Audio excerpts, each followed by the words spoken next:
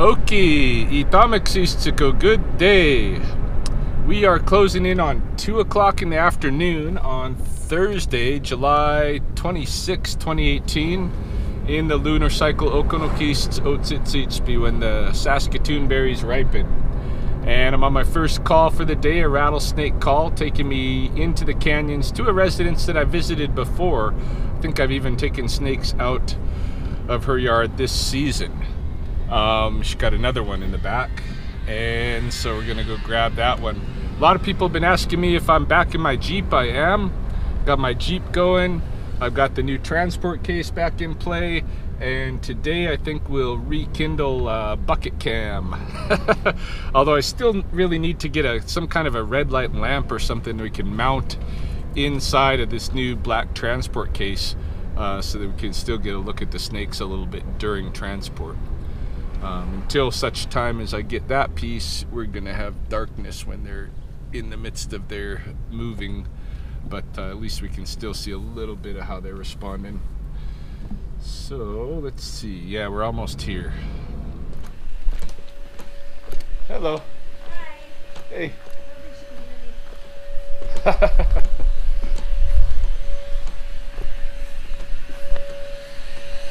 So where's about is she?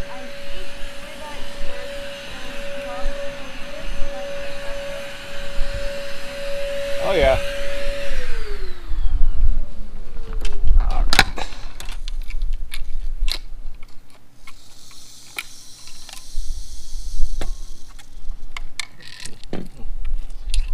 She's got a little nook in here.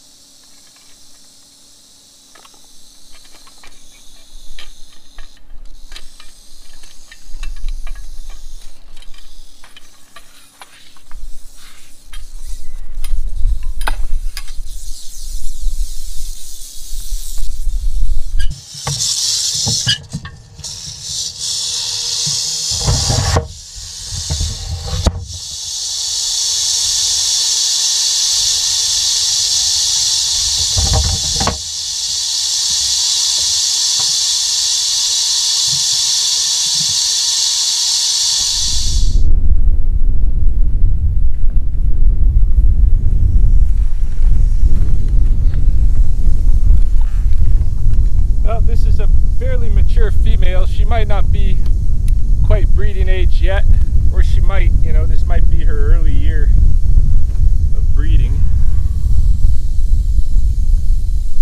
She's a good looking snake.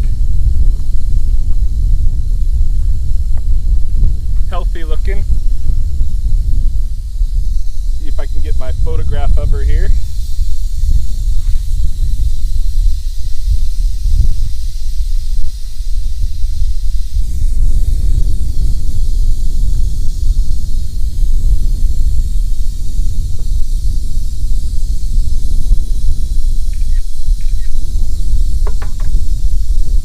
Going to be my first use of this badger hole here, this new badger hole I identified for release site. It's at the same wood pile that I've been using, because we're near the den site, but I don't necessarily want to put her exactly at the winter den. Alright, come out. There she is. Pretty girl.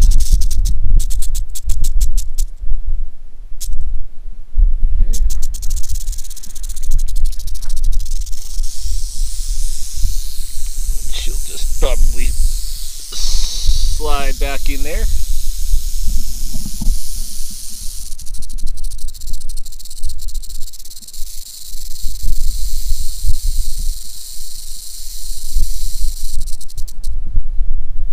Yeah, I can see a black widow egg back behind her too. I'll let her be. It's now 3:15, and I've got a call about an injured magpie fledgling. They messaged me a picture of it, and looks to me like it could be a kind of a concussion situation.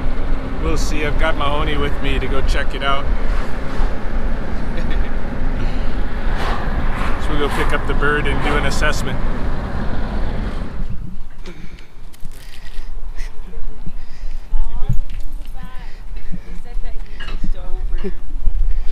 He must be in a lot of pain. Hey? I think there's a falcon here that they're fighting. Oh.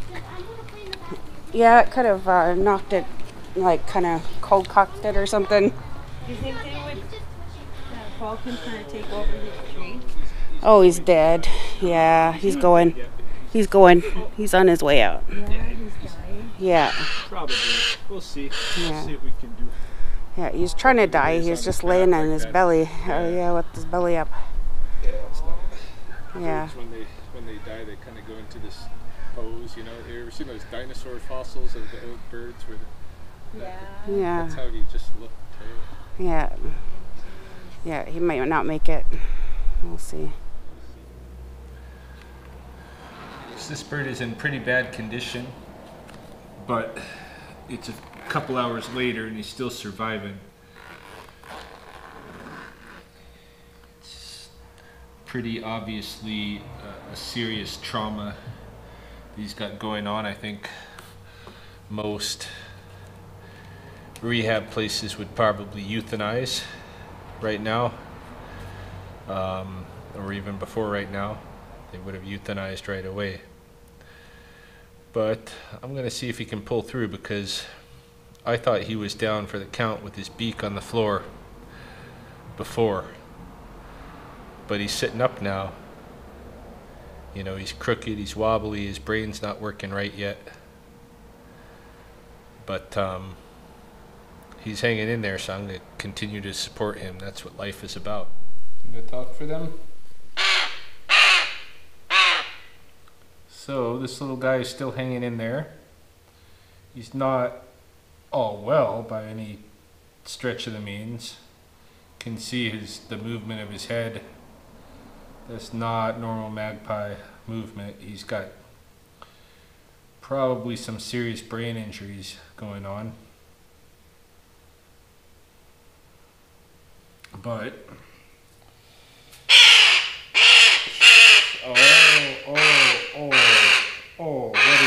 what is it?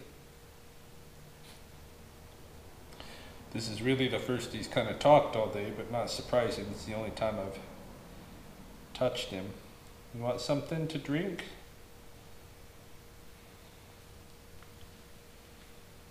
How about a worm to eat? Hey, beetle grub? Try a beetle grub? Well, it's the morning after, rolling into day 2. Still wearing my same clothes. Magpie fledgling didn't survive the night. He's now up here. Another bundle in our tree of rescue birds that didn't make it this season. But tried my best. I was surprised he made it as long as he did. And you know, in that kind of a situation, it always, like, ethics get sticky, right? Because he was in a pretty bad state. You know, at what point do you decide maybe the animal would benefit from pulling the plug? You know, maybe it's too much suffering. But I've seen birds also bounce back from some, you know, crazy concussions. And so, you know, for the most part, I always try to give the benefit of the doubt that there's going to be a healing that comes, you know, or that there's a potential for it, so don't give up on them too quickly. But I felt like last night, I don't know, it was pulling at me because I knew the bird was in pain. It was kind of floundering and making some calls late in the night. And yeah, you know, part of me was thinking, I gotta do something to help this bird just be done with this ordeal. But then, you know, I don't know, there's always hope. So I don't know if a day of a life in pain is better than a day with no life at all. I kind of think the former. Anyhow, rolling into day 2 today. We'll see what goes on. No skunk calls this morning. The skunks have started to quiet down. I think the mothers have taken their broods maybe away from the natal dens, maybe to secondary places. That's why none of my traps at the natal den sites are functioning now. At the same time, I'm not exactly sure that's what's going on. Could be that the kits have started to move away from their mothers, or it could be that they're just getting skills. They're getting skills and they're starting to realize that they have to, like the ones that are hiding themselves well from the humans are the ones that are making it in the neighborhoods. I don't know, but it's kind of neat to be wrapped up in that whole phenological cycle of these animals. But now that now that that's died down a little bit, I also need to figure out another like what's going on right now that I can utilize that I can tap for the revenue.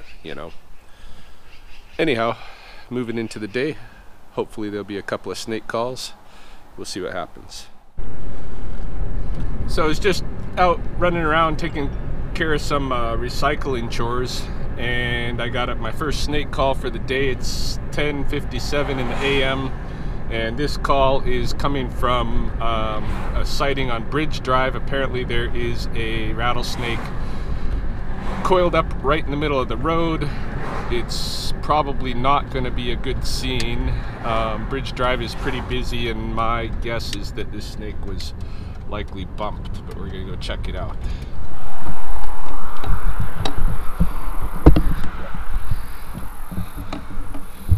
Oh yeah, it's been bumped. It's been bumped.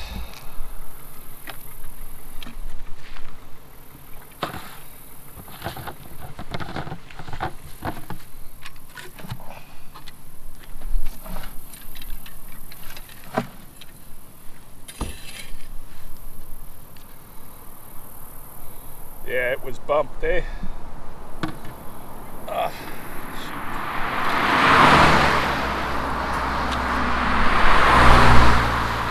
Tail may have been hit. Yeah, he got hit, and I think he's probably dying. It was right there, you see. Yeah. And the lady that called in, she moved it over, and while she was moving it, it opened its mouth and was trying to... Yeah. It's just in death pangs, I think, That's the first time I've ever seen one. Yeah. Okay, it's now just about 6 o'clock in the evening, and I'm on my way to the Sunridge neighborhood. Someone on Mount Sundial Court has a rattlesnake under the tire of his Jeep, and he says it's a young rattlesnake with a cut on its side. It's injured. I don't know if that's from the Jeep or if it got bumped on the road or what happened, but earlier this afternoon, about 2 o'clock, I had another call from that same loop, Mount Sundial Court. Or maybe after she started. He never went left or right, so the only other option is in their garden right there. You're not getting it. And he was rattling really loud before. Yeah, he rattled before. So he doesn't go to someone else's yard.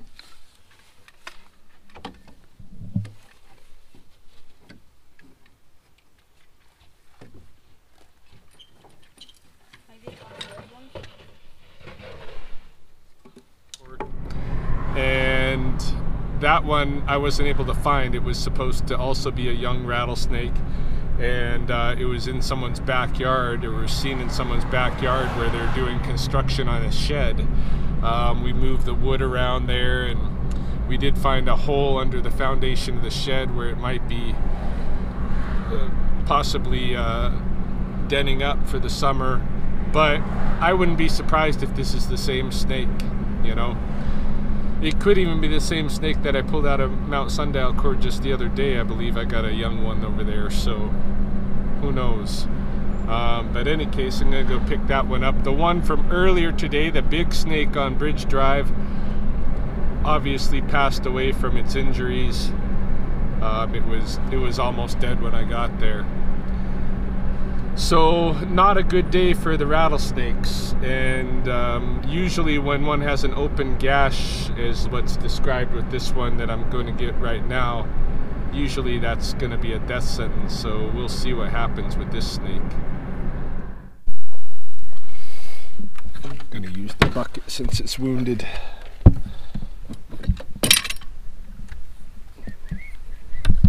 Yeah, he just looks like a little guy though, but Yeah. from the blood it looks like someone ran it over, so. Yeah, I was at this house earlier, Okay. looking for one that was a young one that they saw in the backyard there, so it's probably the same Yeah, snake. just right there.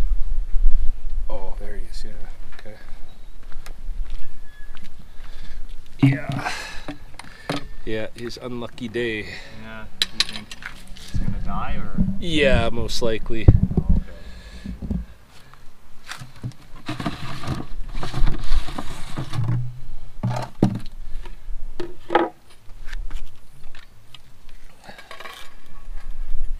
It's already dead? Pretty close. If not already. Yeah, you can see it's just kind of nervous action now. Yeah. That's too bad. Yeah. Well, it's a shame. But nothing mixes well with automobiles, even humans. Kill a lot of ourselves off with them too. Not a good day for this fella. I think it's a male. Hard to tell, he's pretty young. I think he's probably in his maybe second summer, maybe third summer. But pretty young. And he's still got a little bit of nervous action going on, but he's more or less, he's on his way out, if he's not already gone. Yeah, not a good day for snakes in Lethbridge.